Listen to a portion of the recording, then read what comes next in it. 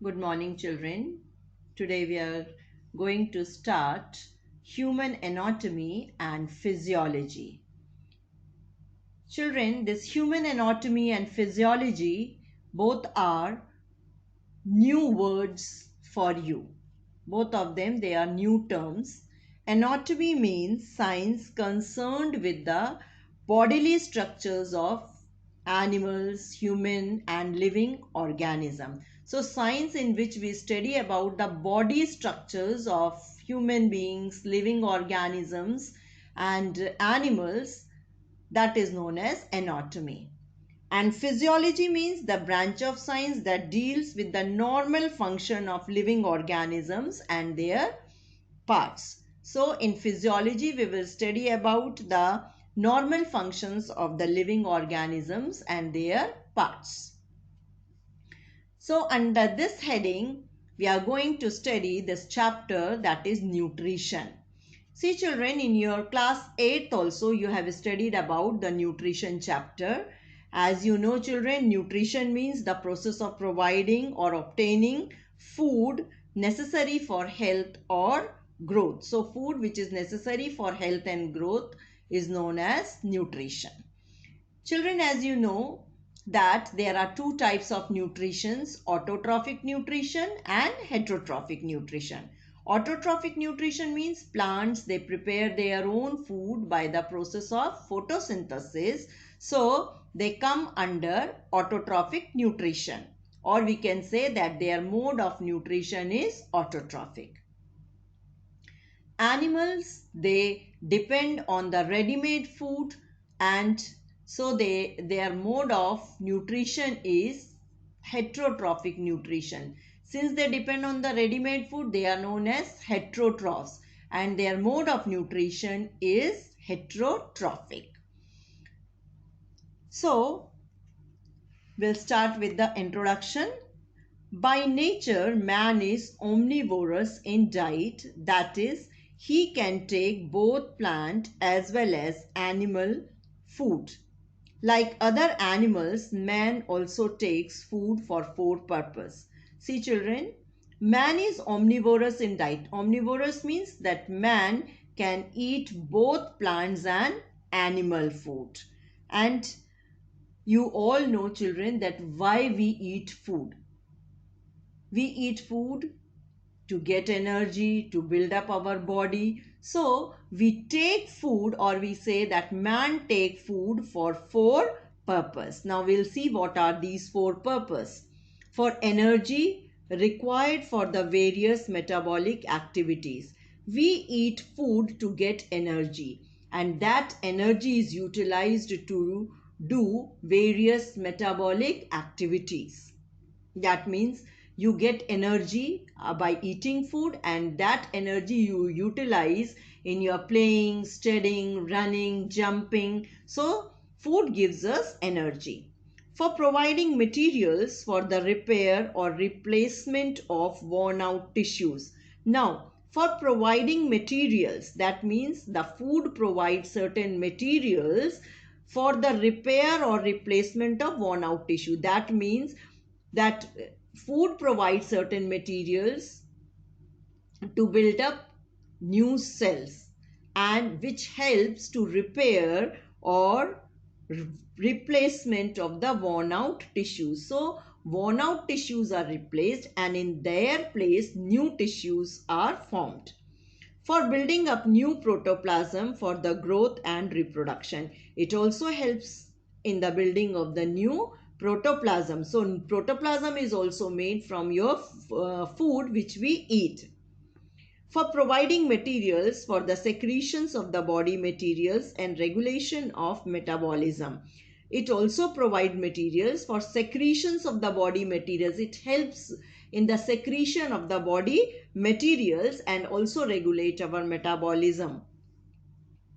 Now, we'll see what is a food.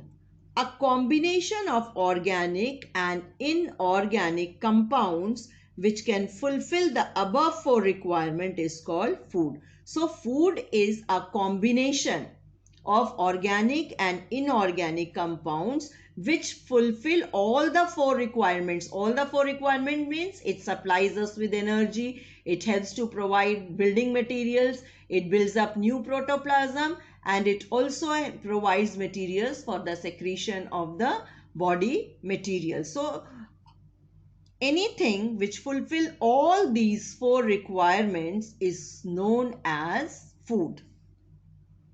Now food is classified. Now classification of food.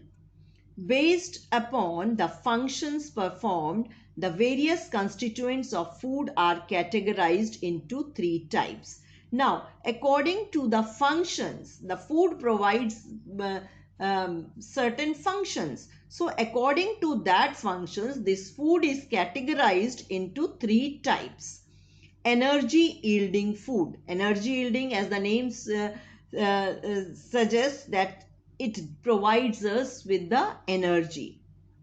Components of food that provide energy, example carbohydrates and fats. So energy yielding food provides us with energy, and example of such type of foods are carbohydrates and fats. So carbohydrates and fats both provide us with energy.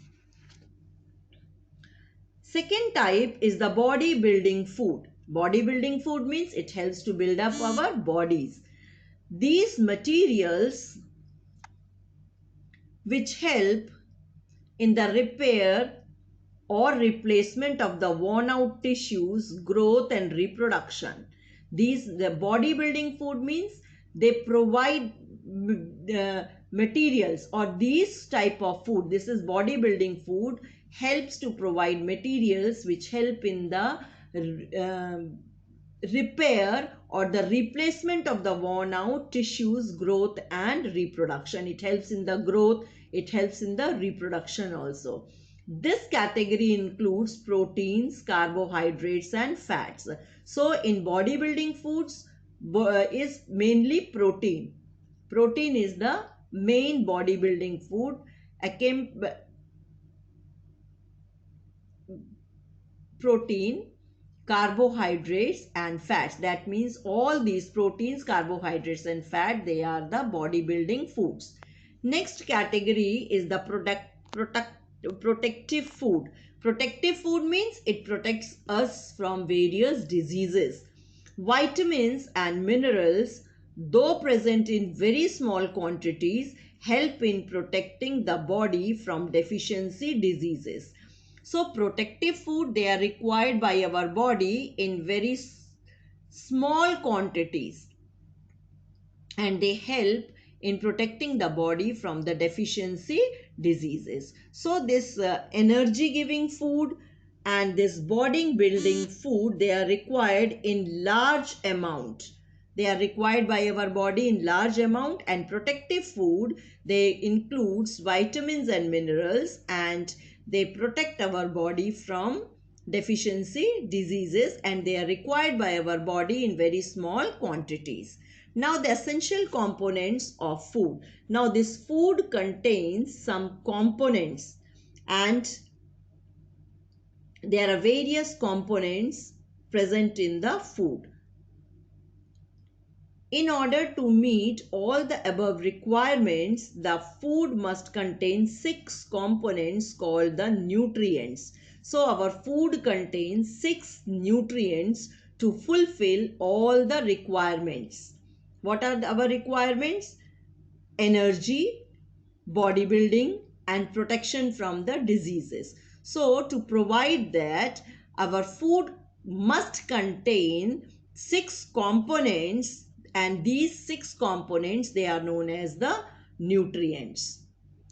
These are carbohydrates, proteins, fats, vitamins, mineral salts, water. Carbohydrates, proteins, fats, vitamins, mineral salts and water. These are the 6 components which are known as the nutrients. In addition, roughage is another very important dietary requirement, including roughage. This is also very important. Along with these 6 nutrients, roughage is also very important nutrient for our body.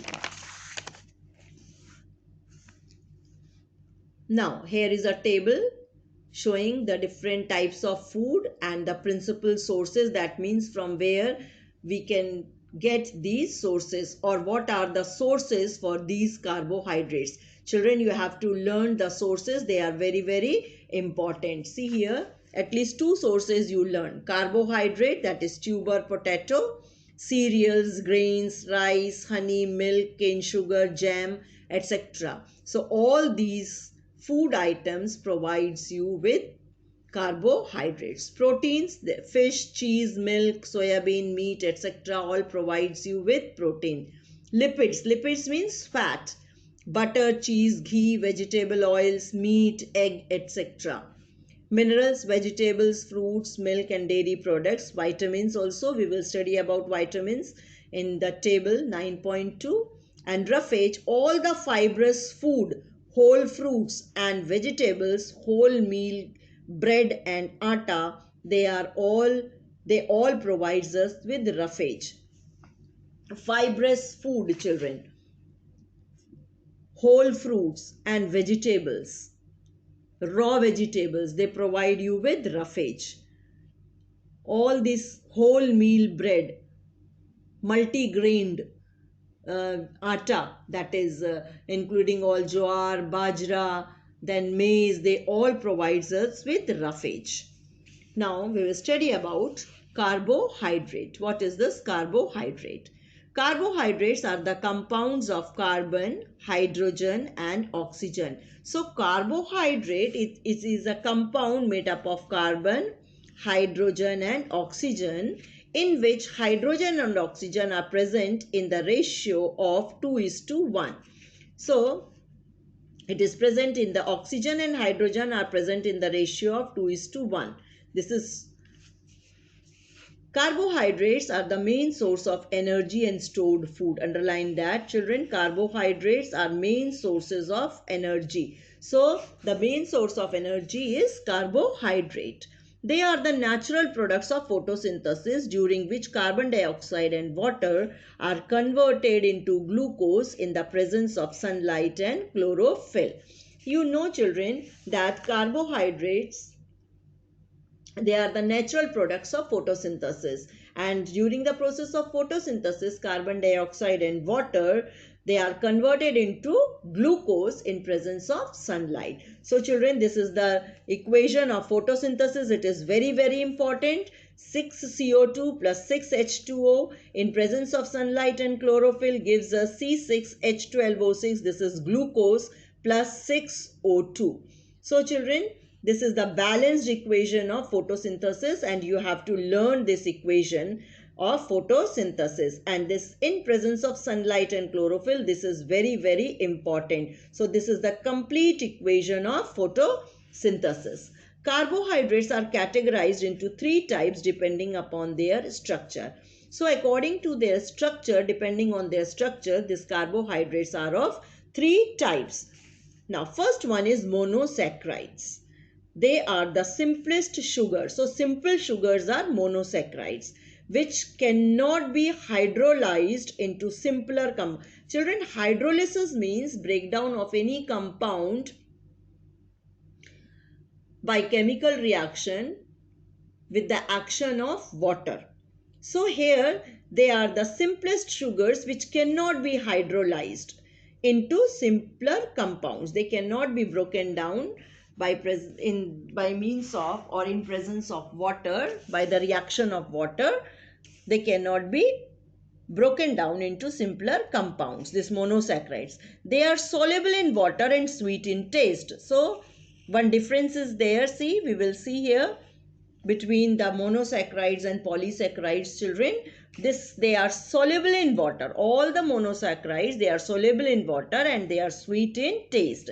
The most common monosaccharides are, see here, these are the example: glucose or the grape sugar, fructose or the fruit sugar, and galactose. Now, examples of monosaccharides are glucose, it is also known as the grape sugar, fructose, fruit sugar, and galactose. Now, molecular formula of all the three is same, that is C6H12O6. So, molecular formula of glucose, fructose and galactose is C6H12O6. So, they are soluble in water, sweet in taste. Examples are glucose, fructose and galactose, and the molecular formula is C6H12O6. Now, second type is oligosaccharides. These carbohydrates are formed by the union of 2 to 10 monosaccharides. So, the union of 2 to 10 monosaccharides in a long chain forms oligosaccharides. The most common oligosaccharides are disaccharides. See, monosaccharide and next is the disaccharide, and its molecular formula is C12H22O11. Children, it is very important. See the difference between monosaccharide and disaccharide on the basis of the molecular formula. Monosaccharide is C6H12O6 and the molecular formula of disaccharide is C12H22O11. So this is the difference between monosaccharide and disaccharides. Disaccharides are formed by the union of two monosaccharides. So when two monosaccharides unite, they form a disaccharide. And examples are sucrose. Underline, children, this sucrose. It is the cane sugar, maltose, that is the malt sugar, and lactose, that is the milk sugar. So milk has lactose. Disaccharides are also sweet in taste and soluble in water. So disaccharides are also sweet in taste and soluble in water. But the main difference between monosaccharide and disaccharide is on the basis of their molecular formula. Next is the polysaccharides. These are the carbohydrates formed by the union of more than 10 monosaccharides. So when the more than 10 monosaccharides they unite, they forms a polysaccharide. They are neither sweet in taste. See the difference between a monosaccharide and this polysaccharide. They are neither sweet in taste nor soluble in water. So monosaccharides are sweet in taste and soluble in water. Polysaccharides are neither sweet in taste nor they are soluble in water. For example, cellulose. So example of polysaccharide is cellulose, that is a component of cell wall. You know, children, that cell wall is composed or made up of cellulose. Starch, another example of polysaccharide is a starch, that is the stored food in plant cell. So in plant, the food is stored in the form of starch, and in animal, the food is stored in the form of glycogen. So when the difference between plant and animal cell, plant cell and animal cell comes on the basis of the stored food. So you will write, children, in plants, the food is stored in the form of starch, and in animals, it is stored in the form of glycogen. This is the difference between the plant cell and animal cell on the basis of their stored food. Now, importance of carbohydrates. What is the importance of carbohydrate? First one, it is a source of energy. So, carbohydrate provides us with energy. Carbohydrates are used as fuels in all organisms. So, carbohydrate work as a fuel in all the organism. As you know, children, that a vehicle, a car, a bus, a scooter cannot run without the help of fuel, that is petrol or diesel. They require petrol or diesel to move from one place to another. In the same way, our body requires carbohydrate. That means carbohydrates provides us with energy which help us to move or to perform our metabolic activities. Second is storage of food. As I told you, that starch and glycogen are stored by the plants and animal cells respectively as the reserve food. So the reserve food or the stored food in plants is in the form of starch, and in animals it is in the form of glycogen. Formation of some cellular structures, that is cellulose forms the cell wall, As you all know that cell wall is made up of cellulose in plant cell, and chitin forms the exoskeleton in arthropods. Arthropods means it is the biggest group of invertebrates. Now insects, this cockroach, grasshopper, when you touch them, you will feel a hard structure over them, that is the exoskeleton, and that means it is made up of chitin and they are hard to touch. That means as we have an endoskeleton, that means we have a skeleton inside our body, but all these arthropods, they have an exoskeleton which is made of chitin. Next is the structural components. Ribose and deoxyribose sugars are the structural components of RNA and DNA. So RNA and DNA, they are also made up of ribose and deoxyribose sugars. Roughage. Cellulose, a fibrous polysaccharide, forms roughage. So example of polysaccharide is cellulose. It helps in cleaning the alimentary canal. So this roughage is very important, children. It has no nutritive value. This roughage has no nutritive value, but it helps in cleaning our alimentary canal, or we can say it prevents us from constipation. Heparin, another importance, that is it is a polysaccharide. So example of polysaccharide is heparin. That is also an example that act as a anticoagulant. That means anticoagulant, that it does not allow the blood to clot.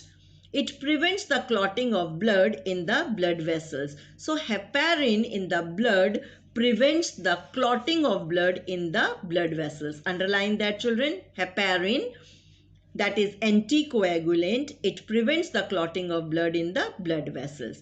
And so many other functions are performed by carbohydrates. Here only 6 functions are written, but there are many other functions which are performed by the carbohydrates. So children, it is very important. It provides us with energy. Thank you.